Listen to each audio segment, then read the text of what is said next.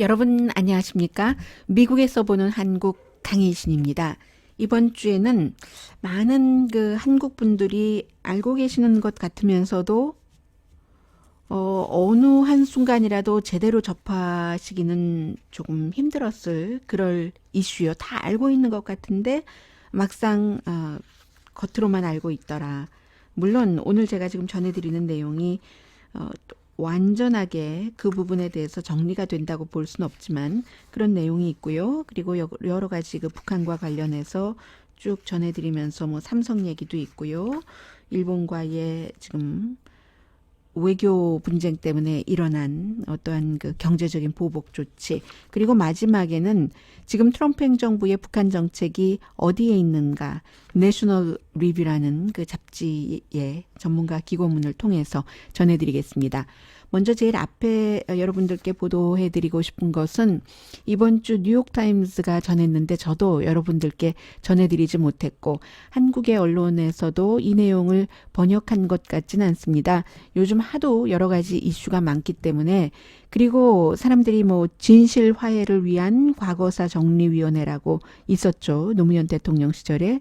그러다가 이제 이명박 시절에 그것을 닫았고, 그래서 이제 지금은 민간 차원에서 하고 있습니다만 한국에서 6.25 전쟁이 일어나고 어떻게 동족이 동족끼리 서로를 산채로 묶고 있는가 하는 그런 것들의 역사를 찾아서 역사의 발굴이라고도 할 수도 있고 유해 발굴이라고도 할 수 있는 그 부분에 대해서 한 분을 중심으로 뉴욕타임스가 보도를 했습니다. 지금도 충남대학교 명예교수이시긴 하죠. 은퇴는 하셨지만 이분이 이제 한국에서는 뼈에 관해서 연구하는 뭐 거의 유일한 분이라고 하시기 때문에요. 체질 인류학을 UC 버클리에서 공부를 하셨다잖아요. 그리고는 이제 한국에 1989년도에 갔는데 그때 마침 뭐 충청남도 그쪽에서 6.25 당시에 50년, 51년도에 어떻게 저 사람은 빨갱이야 하면서 저 사람은 또 이제 또 어떤 공산주의의 동조를 하고 있었던 당시에 그런 사람들이 또 마을을 점령했을 때는 경찰 끄나뿌리야 하면서 살해했는지 그 현장이 너무나 참혹해서 지금까지 유해를 발굴한 것을 보면 그 뼈를 중심으로 1660몇 조각이라고 말씀을 드려야지 되나요? 전체적으로는 뭐 작은 것까지 다 합치면 3,000개가 넘는 뼈 조각을 발굴을 하셨고, 그런데 사람을 산채로 손을 묶어서 거의가 뭐 80% 이상이 여성이었고 어린이들도 상당히 많았다고 하는데 이 여성들의 젊은 여성들의 머리를 예전에 족을 졌으니까요. 은비녀 같은 것도 많이 발굴이 됐고, 뭐, 어떤 어린이들이 갖고 놀던 것도 발굴이 됐다 하는 건데, 이러한 것을 통해서 이제 좀 과거도 정리를 하고 하자는 건데, 미 전국에 이 박 교수님이 처음에 정부의 한 조직으로 일을 하고 나중에 쭉 이제 피해자 가족들의 제보를 받고 이렇게 일을 하는 과정에서 사실은 정리할 것은 정리를 해야지 된다 하는데 그렇게 서로 양쪽에서 사람들을 숨지게 하고 다 무슨 어떤 땅을 파서 그곳으로 쓰게 하고 서게 하고 그리고는 이제 총을 쏘고 머리에, 그리고 탄피 같은 것이 남아있는 것을 보면은 그것은 확인 사살을 했다라고 추정을 하기가 쉬운데 168군데가 있는데 그 가운데서 지금 11군데만 정확하게 조사가 끝났고요. 그리고 이제 그 168군데 가운데 얼마나 많은 곳이 공장으로 변하고 어디로 바뀌고 해서 아직도 28군데는 발굴 여지가 남아있다 하는데 이분이 원래요. 지금 이제 71세신데 아버지가 6.25 당시에 서울에서 서울태생이시고요. 서울에서 어떤 뭐 트랜스포테이션 컴퍼니라고 하니까 그 회사가 뭐 택시 회사인지 무슨 회사인지는 모르겠습니다만 아무튼 교통과 관련되는 그런 회사를 운영하고 계셨는데 경찰이 집에 와서 아버지를 모시고 가고 고문을 하고, 왜냐하면 그 아버지의 브라더가 동생인지 형인지는 나오지 않았습니다만은 출판사를 운영하고 계셨는데 그 형인지 동생인지 아버지의 브라더가 공산주의에 대해서 심정적으로 좀 연민의 정도 느끼고 그랬다 해서 그 가족인 그 브라더인 아버지를 고문을 하고 하셔서 결국은 그 엉클이죠. 이 교수님으로 볼 때는 그 엉클은 경찰을 피할 수 있었지만 아버지는 그때 고문받고 하는 상처 이런 여러 가지 때문에 결국은 그 인생을 그 활짝 온전하게 사시지 못하고 계속 아프고 일자리도 없었고 그래서 어머니가 대신 신발 공장에 다니시면서 6명의 자녀를 그 키우셨다는 얘기잖아요. 그랬기 때문에 이 박 교수님도 그 6.25 당시에 그 역사가 준 그 피해자의 가족으로서 이런 일들을 좀 해줄 수 있느냐 할 때 이제 하셨던 거고요. 그래서 이제 주로 그 충남의 그 아산에서 이 같은 일을 했는데 어떤 때는 그 전쟁 당시에 군인들이 와서 군인이나 경찰만이 민간인들을 살해하고 학살하고 한 것이 아니라 그 마을에서도 서로 그 라이벌이 있잖아요. 어떤 사람들은 북한의 동조족이었고 그리고 어떤 사람들은 또 그 남쪽의 동조족이었고 이런 그 사람들이 이쪽 군대가 밀려오면은 또 이쪽 사람들이 살해되고 이쪽 군대가 밀려오면은 또 이쪽 사람들이 살해되고 그래서 이제 또 한편에서는 경찰이 돌아오면은 그야말로 경찰과 우파적인 마을 사람들이 공산주의에 협조했다 해서 좌파식의 그런 사람들을 완전 연좌제처럼 다 살해해버리고 한쪽만이 그랬다는 것은 아니에요. 그래서 이제 그 같은 그 정치적인 이데올로기일 뿐만이 아니라 이렇게 민족끼리 가족을 다 말살해버리는 일들이 그 당시에 일어났었다 하는 얘기요. 그리고 나서 전쟁이 끝나고 박정희 그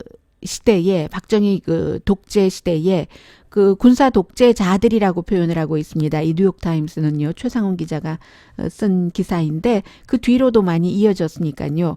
그래서 공개적으로 그 당시에는 그 말할 수 없었던 일들이 참 많습니다. 지금 뭐 30대 분들은 좀 생소하시겠지만 말하면 잡혀가. 그리고 잡혀가고 말할 수 없어야지 되는 것을 당연하게 받아들였던 시절이 있는데 그 당시에 이제 그 한국 경찰과 남한 경찰과 그리고 그 마을에서 우파들이 다른 그 좌파라든가 또 뭐 여러 가지 그 심정적으로나 또 사람과 사람 끼리 엮이고 사랑하는 사이가 되고 가족, 친척 이렇게 해서 북한 쪽에 조금 동정적인 마음을 갖고 있었던 사람들이 있는데 남한 경찰이나 우파 사람들이 그런 사람들에게 그 살해하고 학대하고 하는 일들에 대해서는 함구하도록 했고 그리고 역시 그런 사람들은 감시를 하고 빨갱이야, red라는 그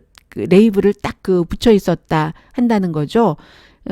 그런 역사를 조금 그 뉴욕타임스가 설명을 해주고 이 박선주 교수님이 서울에서 그 태어났었고 원래는 그 연세대학교 다닐 때 저널리스트가 되고 싶으셨다고 하죠. 역사가 전공이었고 그러니까 이제 고고학 가르쳤고 고고미술학 가르쳤고 뭐 박물관에도 연관이 되고 그러다가 말씀드린 것처럼 이 미국의 그 버클리 대학교에서 그 체질 인류학이라는 것을 공부를 하신 뒤에 충북대학교에 가서 가르치기 시작하면서 한국의 국방부가 그때는 이제 2000년도였습니다. 그러한 것을 요청을 해서 그래서 이제 그 진실 화해를 위한 과거사 정리위원회에서 한 8년 정도 일하셨죠. 영화 태극기라는 데 보면은 뭐 살짝 이런 내용이 2004년도 그 영화에 언급이 되기도 하는데 노무현 당시의 일이요. 그리고 나서는 이제 굉장히 이 박 교수님은 이명박 정부 당시에 그런 일들을 못하도록 결국은 뭐 셧다운 시켜버린 것이니까요. 셧다운 시켜버린 것이니까 이런 조사에 대해서 그게 참 안타깝다. 그런데 막상 8년 동안이나 이런 연구 조사를 하면서 뭐 이렇게 사람의 뼈가 발견되고 하니까 그 가족들이 민간 차원에서 우리가 이렇게 그 기부를 해서 할 수 있도록 해서 이제 다시 시작을 한 겁니다. 2014년도에 시작을 했나요? 지금도 계속 그 문재인 정부가 들어와서 이런 것 해야지 된다라고 요청을 하고 있는 것 같고요.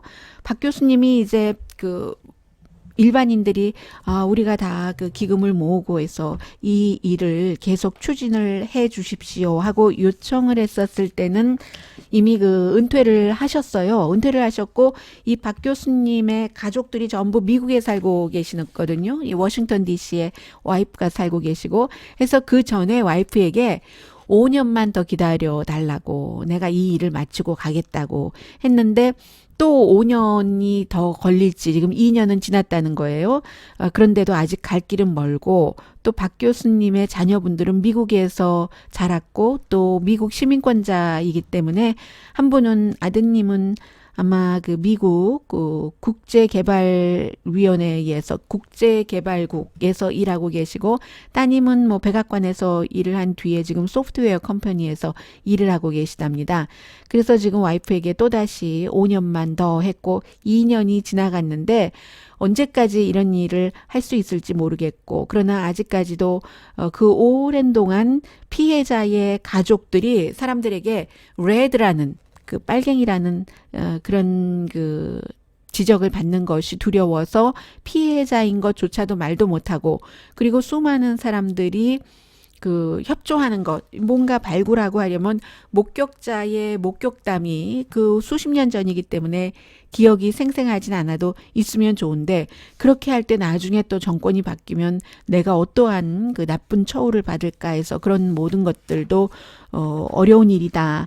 그러나 아직도 6.25 당시에 그런 그 피해자들의 유해 그것도 같은 민족끼리 같은 마을에서 살던 사람들끼리 서로 뭐 죽이고 또 뭐 저 사람 죽어야 돼 하고 했었던 그 역사가 마무리가 되려면 적어도 그 숨진 사람들의 유해라도 가능한 한 발굴이 돼야지 되는데 이게 참 어렵다 하는 내용을 뉴욕타임스가 이번 주에 보도를 했었습니다.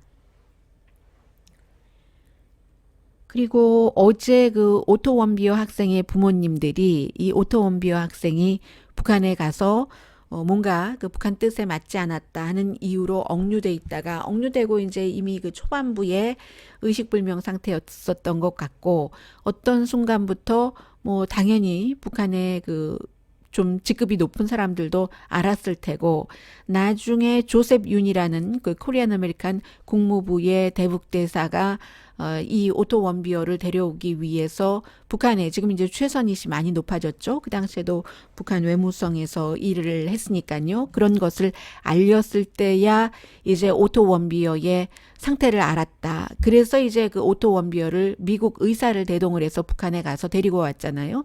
그 아주 무시무시한 저는 트럼프 대통령 들어와서 가장 의시시한 장면이 그 장면이었다고 생각이 되는데요. 오토 원비어가 의식불명 상태로 미국 의사와 함께 그 비행기에 타고 돌아오는데 동부 시간으로 새벽 2시가 넘었는데 트럼프 대통령이 그 비행장에 뭐 큰 성조기 같은 것을 소방차를 여기저기 이렇게 해서 소방차 사이사이에 그런 그 큰 그 미국 성조기를 걸어놓고 깜깜한데 대통령과 이 그 와이프가 그곳을 갔고 이래서 이게 승리다라고 얘기했었던 그 의시시한 장면이 생각이 자꾸만 나는데요.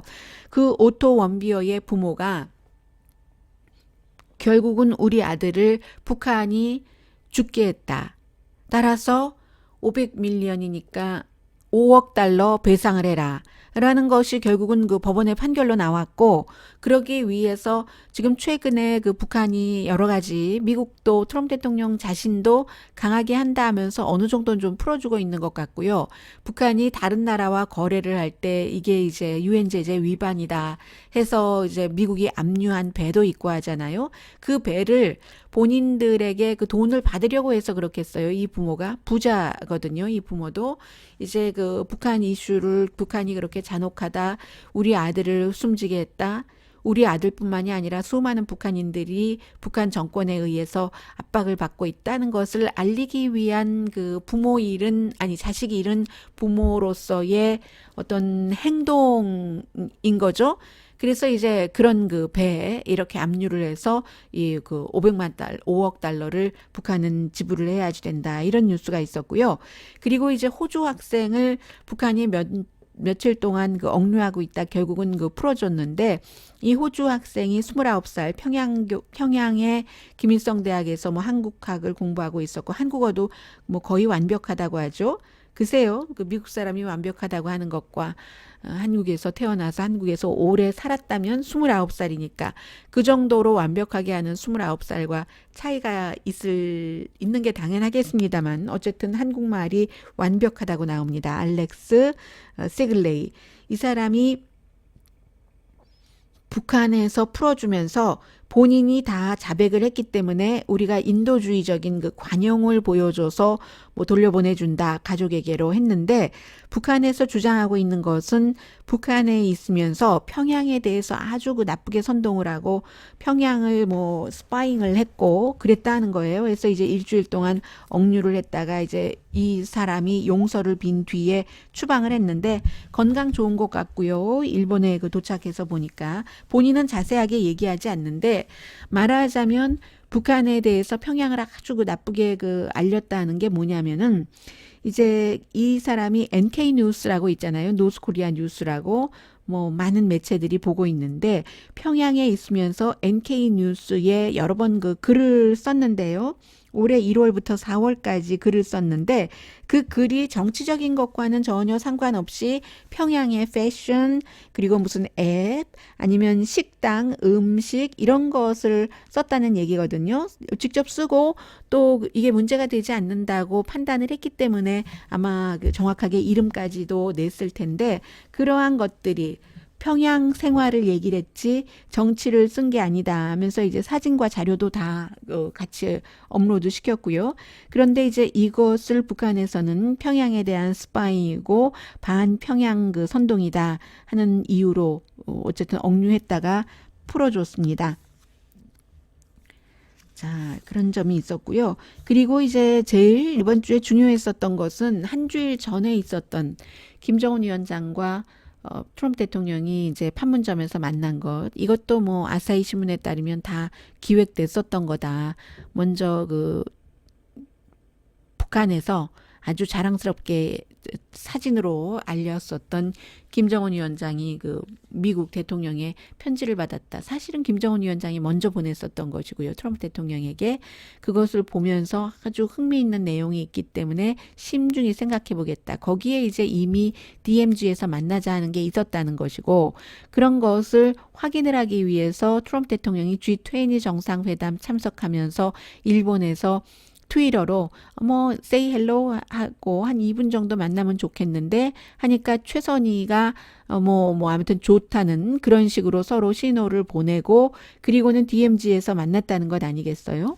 그런데 이게 빅 드라마였던 것은 분명합니다. 그러니까 아사히 신문이 얘기하는 것은 그렇게 트럼프 대통령이 띡 하고 이 그 트위터를 통해서 처음 얘기한 게 아니라 이게 트럼프 대통령이 김정은 위원장에게 받은 그 친서에 대한 답을 사람을 시켜서 직접 평양으로 그 가져가서 김정은 위원장이 읽었다는 것이고 그때에 이미 이 같은 내용들을 다 기획을 했었다는 겁니다. 기획을 하지 않았던 빅 드라마였던 것은 분명하고요.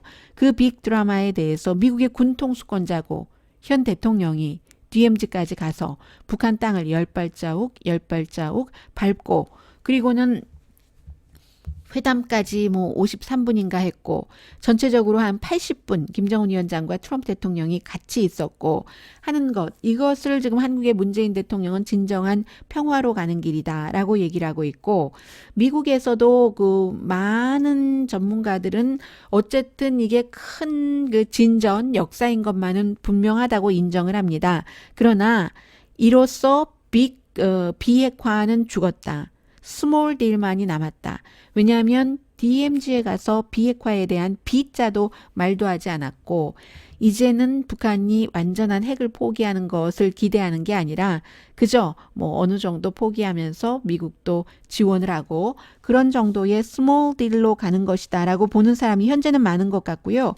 그러나 미국의 진짜 목표는 완전한 비핵화인데 그 비핵화로 한꺼번에 빅딜로 가기가 불가능하다고 얼마나 제가 많이 말씀을 드렸습니까? 전문가들이 그렇게 보고 있다고. 지금 이제 와서 그 전문가들이 지적을 했었던 그런 쪽으로 가고 있는 건지도 모르죠. 완전히 미국이 말하는 것처럼 한꺼번에 북한 다 없애고 나서 우리가 경제 제재 해제해 줄게. 이걸 누가 듣겠어요? 말이 안 되는 거잖아요. 외교는 이렇게 절대로 이루어질 수 있다는 확률이 없고 0%인 거죠. 그런 경우에 확률은. 그렇기 때문에 처음부터 북한이 얘기했었던 이만큼 우리도 하고 미국도 이만큼 해주고 이렇게 갈 수밖에 없다는 겁니다. 그리고 미국에서는 거의 모든 전문가가 북한이 완전한 핵 포기를 할 리가 없다. 그래서 결국은 핵 동결을 하면서 지금 있는 것은 그대로 두고 다만 이제 개발하지 않고 핵 실험하지 않고 그러면서 핵 보유국으로 인정하는 것. 구소련 때도 그랬기 때문에 결국은 그렇게 비슷한 결론을 내릴 것이다. 이게 이제 잡지 애틀란틱의 결론이었고요. 아직도 누가 알겠습니까? 이제 주변에 여러 일어나는 일들도 있고 북한의 김정은 위원장이 지금 문재인 대통령이나 주변 사람들이 얘기하는 것처럼 정말로 완전하게 핵을 포기할 수 있는 확률이 0%라고 말할 수는 없는 거잖아요. 이게 역사가 끝난 게 아니기 때문에 지금부터 오히려 핵에 대해서는 새로운 역사가 시작되는 시점이기 때문에 그리고 북한이 완전히 핵을 포기한다는 확률이 1%라고 하더라도 나머지 99%가 완전한 핵 포기는 없다 하더라도 이 1%가 99%를 누르고 또 정말로 북한이 핵을 포기할 수 있는 가능성이 1%가 100% 현실로 될 수도 있는 거고요. 이건 아무도 모르는 일이잖아요. 지금 그런 상태고 그 사이에 존 볼튼 국가안보보좌관은 트럼프 대통령이 DMZ에 갈 때도 본인은 몽골로 쫓아보내고 국가안보보좌관인데 터크 칼슨이라는 아주 그 강성인 그 팍스 TV에 이 사람은 나비 넥타이로 유명합니다.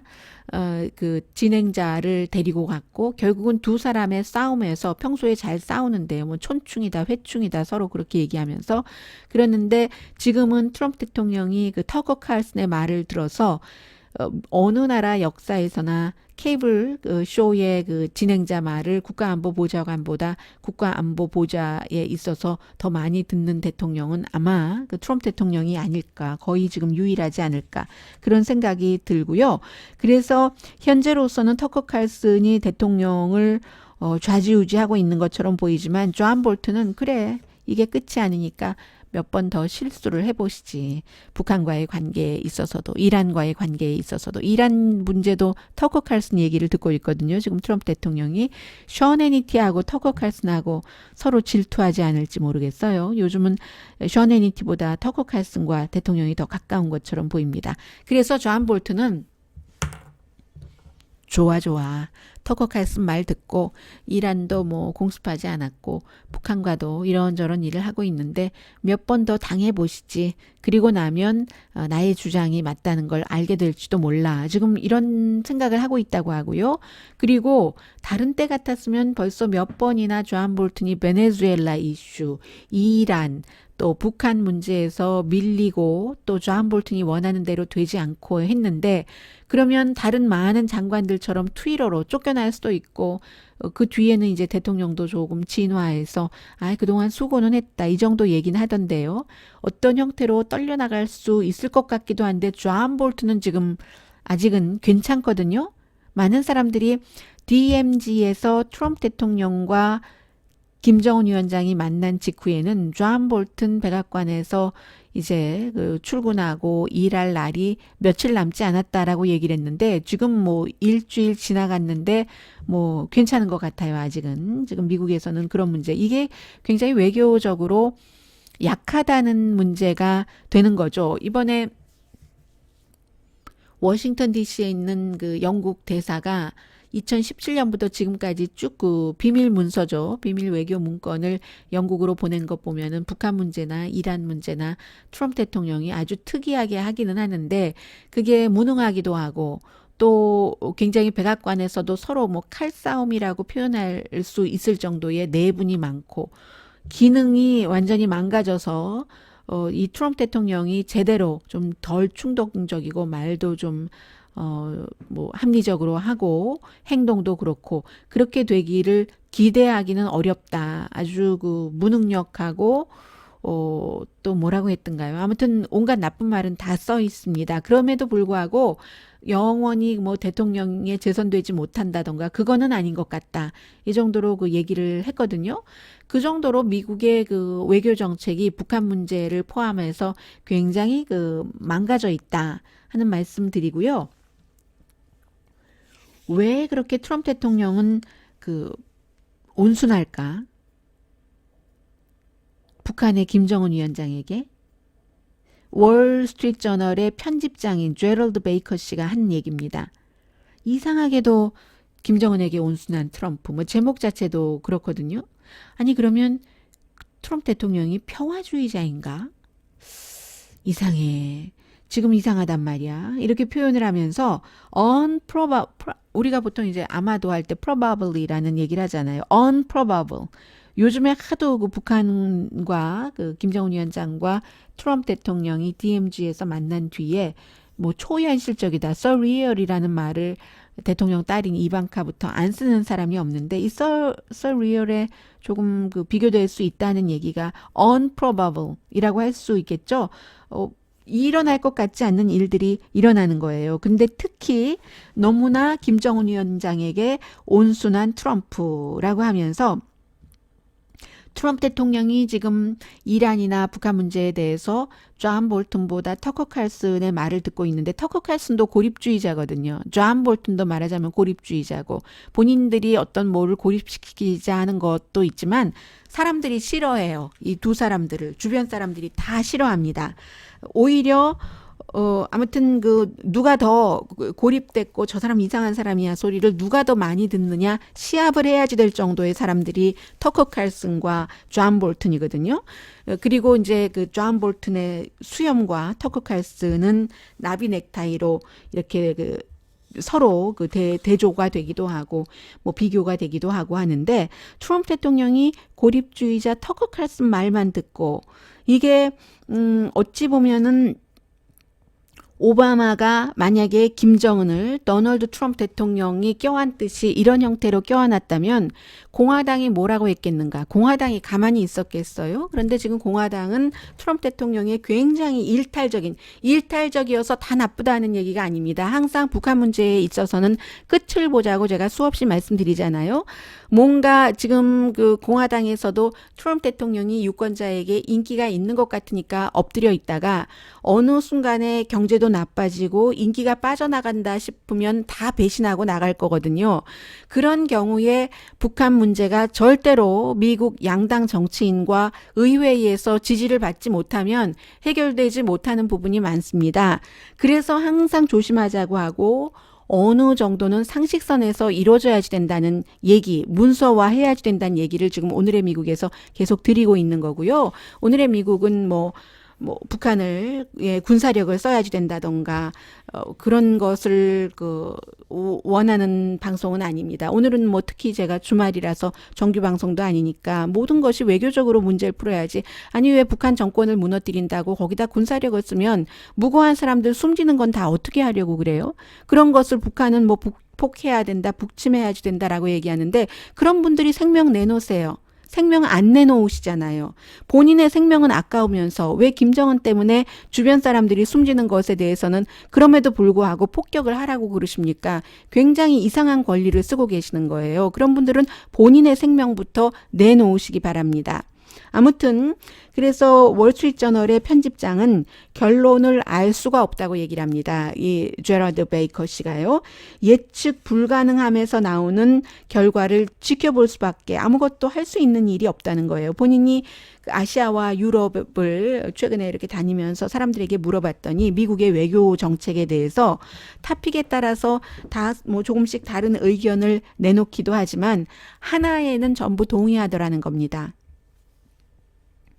다음에 무엇을 할지 모르겠다는 것. 이게 이제 생산적인 모호함인가? 무엇을 어떻게 할지 모르니까. 그 생산적인 모호함일 수도 있지만 과거에 뭐 닉슨의 일부분처럼 그러나 전략적으로 혼돈을 하는 것인가? 전략이 있기는 있는 것인가? 누가 할까? 이런 얘기를 하고 있는 겁니다. 그리고요, 또 하나는 이제 팩트 체크. 제가 앞으로 팩트 체크 시간을 좀 마련을 할까 싶습니다. 트럼프 대통령이 이번에도 계속 얘기를 하는데 오바마가 김정은을 그렇게 만나려고 했는데 김정은이 안 만나줘서 못 만났다. 이것은 미국의 역사적인 기록으로 볼 때 트럼프 대통령이 억지 쓰는 것이고요. 그렇지 않았고 이 오바마 시절에는 전략적인 인내라고 해서 뭔가 북한이 도발적인 행위를 할 때 달래려고 대가를 준다던가 그런 것 안 한다고 했고 한국과 공조하지 않는 일을 하지 않는다고 했습니다. 지금은 뭐 미국의 트럼프 대통령과 한국의 문재인 대통령이 북한 문제에 있어서는 공조가 잘 되지만 오바마 시절에는 그렇지 않았잖아요. 또 뭐 부시 시절에도 그렇고 이렇게 조금 이렇게 엇갈려 갔기 때문에 우리는 한국이 동맹국이기 때문에 한국과 공조하지 않는 선에서 북한과 협조를 하지 않을 것이고 북한이 인권을 저렇게 유린하는데 그런 것을 무시하면서 북한과 손잡지 않겠다는 게 오바마의 전략적 인내였고요. 그리고 매들린 올브라이트 국무장관은 오바마 시절의 국무장관은 아니었어요. 그런데도 매들린 올브라이트가 미국에서 이제 가장 직위가 높은 사람으로 최초로 북한을 방문했었기 때문에 빌 클린턴 시절에 국무장관으로 갔었잖아요. 그래서 그 부분은 잘 알고 있겠죠. 그래서 매들린 올브라이트도 내가 아는 한 오바마가 김정은을 만나려고 했었던 적은 없다. 그리고 또 하나 오바마 행정부 시절에는 북한의 핵 활동에 대해서 국제적으로 사찰을 충분히 받을 때 북한이 그것을 허용을 할 때 북한과 대화를 하겠다고 했었거든요. 뭐 그렇기 때문에 오히려 임기 1기에는 조건부 미팅 정도는 오케이 했는데 임기 2기 들어서는 뭐 한국 정부와도 입장이 다르고 하니까 전략적 인내로 갔었다는 것 말씀드립니다. 그리고 지금 삼성의 이재용 전자 부회장이 일본에 갔던데요. 제가 며칠 전에 월스트리트저널을 통해서 제 얘기가 아니라 월스트리트저널의 보도입니다. 한나의 언론을 제가 월스트리트저널을 인용을 했지만 CNN을 포함해서 많은 미국 언론도 영국 언론도 비슷한 내용들을 전했는데 그 부분에 대해서는 월스트리트저널이 가장 좀 내용이 좋아서 제가 월스트리트저널을 인용을 했었던 것이고요. 지금 삼성의 2, 4분기 영업수익이 56.3%나 1년 전에 비해서 줄어들어서 그래서 이제 6조 5천억 원 미국 돈으로 55억 6천만 달러인데 1년 전에는 그러니까 수익이 14조 8,700억 원이었다는 얘기예요. 지난해 2, 4분기에는 그랬다는 건데 매출도 이제 줄어들어서 56조 원 정도, 56조 원 조금 안 되더군요. 그것으로 예상을 한다고 하고 이달 말에 최종 발표를 할 예정이라고 하는데 이게 이제 수입이 줄어든 것에 대해서 제가 말씀을 드리면서 월스트리트저널을 인용을 해서 파웨이에 대해서 파웨이 때문에 이제 삼성이 전화기를 많이 팔게 됐다 하면서 보수가 굉장히 좋아했었어요. 뭐 문재인 대통령 정권으로부터 압박을 받고 있는데 이거 파웨이 미국이 파웨이를 치니까 이렇게 전화기 파웨이가 삼성 다음인데 삼성이 좋아졌다라고 얘기하는데 그것만 또 보수는 강조를 했고 그런데 이 스마트폰이요. 그런데 2, 4분기 영업 수익이 줄어들게 되고 이런 것도 메모리 칩에 대한 수요가 줄어들었기 때문에 파웨이가 미국 때문에 주춤을 하니까 파웨이의 메모리 칩을 많이 팔았던 거예요, 삼성이. 그래서 오히려 그거는 또 손해를 봤다. 이렇게 말씀을 드렸더니 한국에선 늘 어떻게 뉴스를 받아들이시냐면요. 보수가 됐건 진보가 됐건 본인들이 원하는 쪽으로 받아들이고 원하는 것만 얘기를 하고 합니다. 그리고는 이제 또 하나가 그런데도 전문가들이 예상했었던 것보다는 좀 넘었어요. 조금 넘었어요. 전문가들이 예상하는 영업이익은 6조 100억 원 정도를 예상을 했는데 6조 5천억 원 정도가 됐었잖아요. 매출도 뭐 한 54조 6천억 원 정도를 예상을 했는데 56조 억 원이 됐고, 이건 또 왜 그러냐면요. 애플 덕을 본 겁니다. 삼성과 애플이 경쟁자지만 어떤 부분은 그 애플 폰을 만드는데 삼성에서 납품하는 게 있잖아요. 디스플레이 그 스크린 같은 거. 그래서 이제 이번에 원타임 그 페이먼트를 받았기 때문에 다음에도 이게 이어질지는 모르겠는데, 영업 이익이 내려가긴 했지만 파웨이 등의 뭐 메모리 칩 같은 거 수요 줄어들고 못 팔아서 그렇긴 했지만, 애플에서 한번 페이먼트 받는 것 때문에 그래도 줄어든 폭은 뭐 더 많이 이렇게 예상을 했었던 것보다 낫다 하는 거고요. 그리고 또 하나, 지금 이제 뭐 징용 문제, 위안부 문제, 이런 여러 가지 역사적인 문제들 때문에 일본에서 삼성을 포함해서 여러 그 한국에서 일본 물질을 한국에서 소재라고 표현을 하던데, 머테리얼이요. 그 세 가지의 그 머테리얼을 그 한국에 팔 때는 지금까지는 미국이나 유럽의 여러 국가들처럼 우에 우 최우회 아무튼 좀 그 대우해주는 그런 그 우대국 뭐 이렇게 해서 그냥 수출을 할 수 있도록 했는데, 이제부터는 뭐 90일 동안 뭐 기간을 두고 그렇게 한다는 것 아니겠어요? 이 문제를 제가 말씀을 드렸을 때 일본에서 한국의 반도체 산업을 겨냥을 해서 그렇게 그 한 것이다. 이것도 역시 미국의 많은 언론이 보도를 한 점이에요. 그럴 때 한국에서 뭐라고 말씀을 드리냐면, 댓글로도 여러분들이 많이 말씀을 해주시는데, 모르는 문제 얘기하지 말아라. 무슨 손해는 무슨 손해. 뭐 이런 식으로 얘기를 하고, 일본이 하면 무조건 나쁘다고 하고, 뭐 이런 형태의 그런 분위기가 있어요. 근데 그렇게 해가지고는 절대로 이 세상의 게임에서 이기지 못합니다. 그 당시에 제가 뭐라고 말씀을 드렸냐면, 세 가지 물질이 한국의 그 어떤 반도체 산업이요. 그 반도체 산업, 그리고 또 그 전화기의 여러 가지 뭐 디스플레이나 그런 것에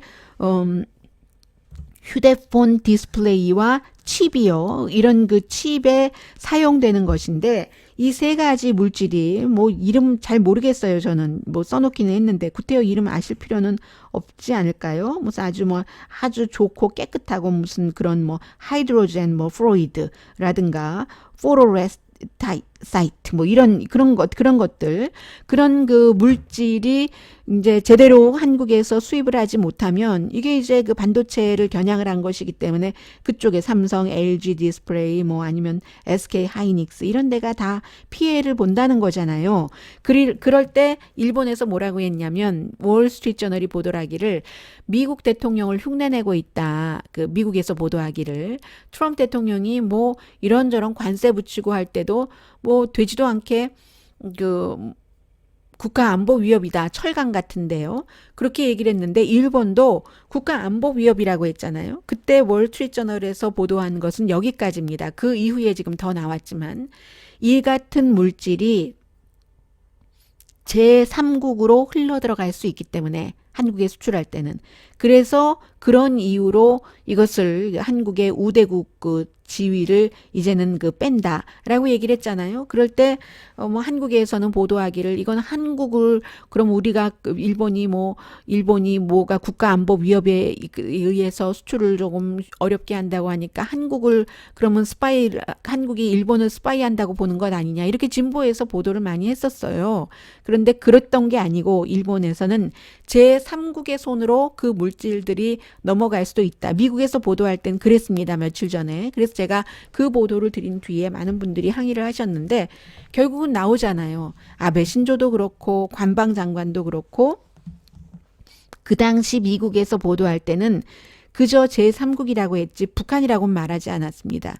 그런데 지금 어제 그제 보면은 그 물질이 북한으로 들어갈 수도 있다는, 뭐 관방장관은 분명하게 그런 식으로 얘기를 했고 아베 신조는 더 자세히 얘기할 수는 없지만 한국이 북한에 그 물질 들어가는 이런 것들 유엔 제재에 따라야지 된다. 잘 관리해야지 된다. 이렇게 얘기를 하잖아요. 그게 뭐겠어요. 다 이렇게 연결시키는 거고 그것도 더는 말하지 않겠지만 이것도 이제 선거 끝나고 보자 이런 것 아니겠어요? 선거 끝나고 또 이게 경제적인 문제이긴 하지만 어차피 외교적인 마찰로 헌법재판소에서 징용 갔던 사람들에게 일본 회사에게 판결하라고 하고 배상금 내라고 하고 하니까 외교 문제를 경제 문제로 풀었기 때문에 결국은 정부가 개입을 한 겁니다. 그래서 선거 끝나고 7월 달에 있으니까 한번 다시 보자 하는 시기 아닐까 생각이 되고요. 그래서 한국에서 제가 제3국인 미국에서 볼 때는 어떠한 보도를 너무 본인들이 원하는 식으로 해요. 이미 한 패인 겁니다. 한 동아리가 된 거예요. 진보는 진보 나름대로 문재인 대통령과 한 그 편이 된 거고 패가 아니라 편이 된 거고요. 보수는 지금 문재인 대통령을 그 아주 너무 싫어하고 증오하고 탄핵시켜야지 된다는 쪽과 한 편이 된 것이고 해서 본인들이 원하는 쪽만 바라본다. 그래가지고는 너무나 힘들다 하는 것을 말씀을 드립니다. 일본이 이번에 이렇게 한국에 대해서 어떠한 그 제재를 한 것은 일본이야말로 아주 자유무역의 그 모델처럼 본인들이 강조를 하는데 그런 자유산업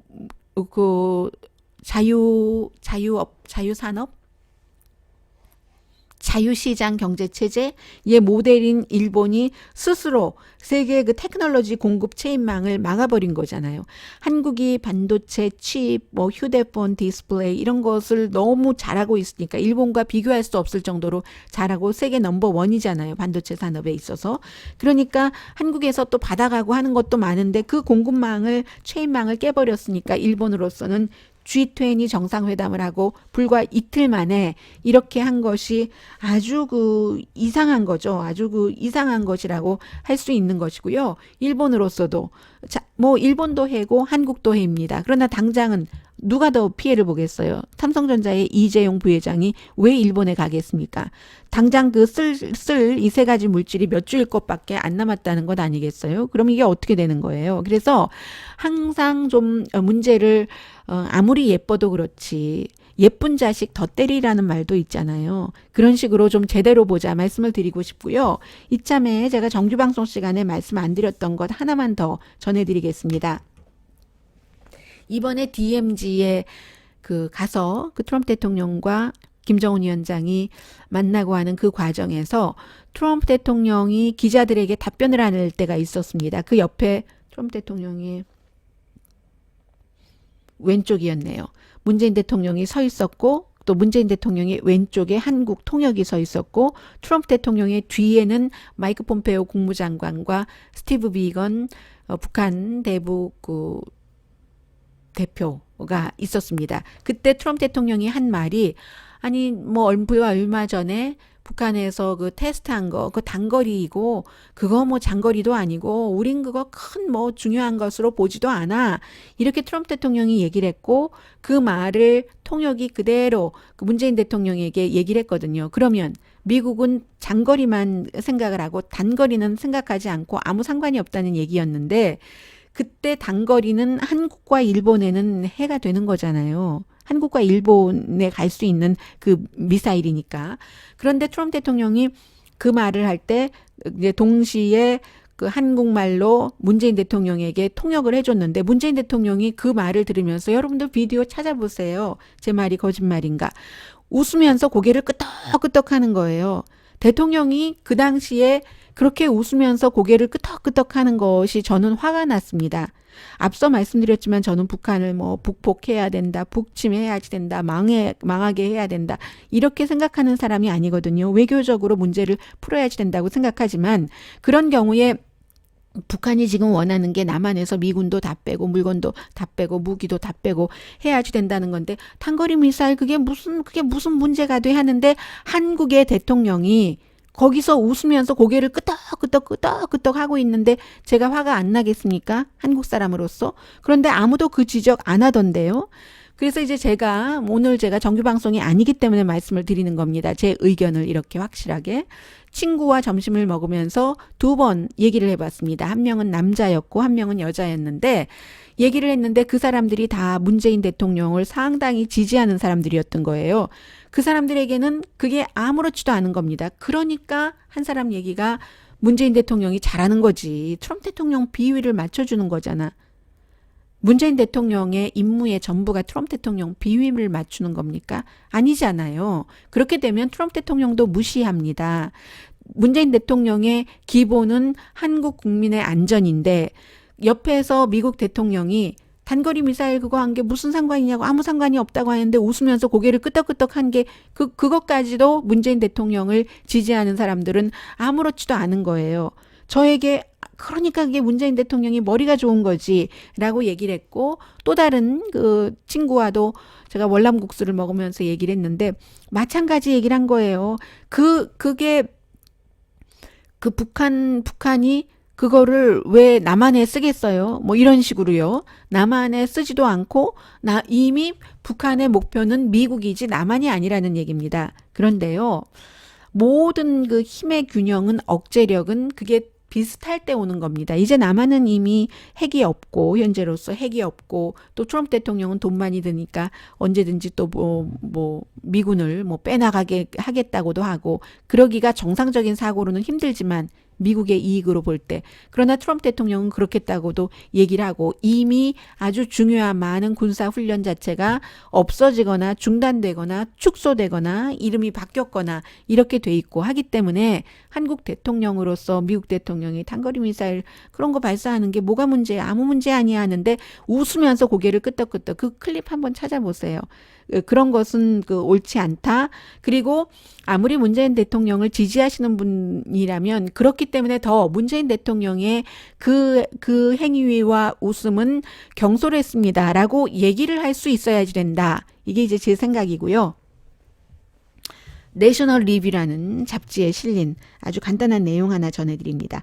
잭 데이비드라고 이분은 허드슨 인스티튜션에서 일하고 있으니까 보수적인 띵크탱크예요. 그리고 예전에 국방부 부차관보를 지냈습니다. 부시 시절이네요. 그런데 트럼프 행정부의 북한 정책이 어디에 있나 제목은 이런데 답이 없어요. 보니까. 트럼프 대통령의 북한 정책은 사실은 변치 않은 건데 북한이 핵을 포기하게 하는 것이다. 그리고 북한의 정책도 변함이 없다. 미국을 한국에서 몰아내고 한국을 북한식대로 통일하는 것이다.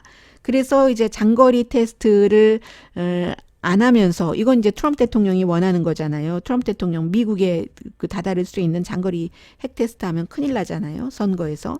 그렇기 때문에 장거리 테스트를 안 해주면서 한다. 계속 이제 미군들이 남한에서 활동하는 것을 줄이라고 하고 그렇다는 거죠. 하면서 이 사람은 간단하게 예전에 김일성 주석이 남침을 했고 그리고 남한을 공산화하려고 했는데 실패를 했는데 그 뒤에도 목표를 바꾸지 않았기 때문에 계속 핵무기를 개발을 했고 미국이 장애가 된다고 생각을 했기 때문에 미국을 내쫓기 위해서 남한에서 한반도에서 그래서 이제 장거리 미사일까지 개발을 했고 그의 아들도 아버지와 같은 목적으로 왔고 그의 손주인 김정은도 역시 마찬가지로 미국도 위협하고 남한도 위협하면서 미군도 위협하고 미국까지 위협하면서 결국은 이제 이 사람이 얘기하는 잭 데이비스라는 이 사람이 얘기하는 북한 정책의 최종 목표는 남한의 공산화다. 뭐 이런 얘기를 하는 겁니다. 미국 행정부의 목표 북한의 핵을 포기하는 것이라고 변함없이 그렇게 얘기를 하고 있는데 이것은 완전한 핵 포기는 힘들어 보이고요. 그렇기 때문에 중요한 것은 어떤 형태로든 아무리 문재인 대통령과 김정은 위원장이 사이가 좋다 하더라도 그 사이 좋은 개인적인 사이가 남한의 영구한 평화와 자주권을 보장해 주지 않습니다. 그렇기 때문에 그러려면은 어떠한 보장권을 가질 수 있는 뭔가를 갖고 있어야지 된다는 것. 너무 좋은 게 좋다는 안 된다는 것 이런 생각이 많이 듭니다. 미국에서 보는 한국 강혜신이었습니다. 내일 아침 9시에 로스앤젤레스에 본부가 있는 라디오 서울 방송에서 오늘의 미국 정규 방송 시간에 뵙겠습니다.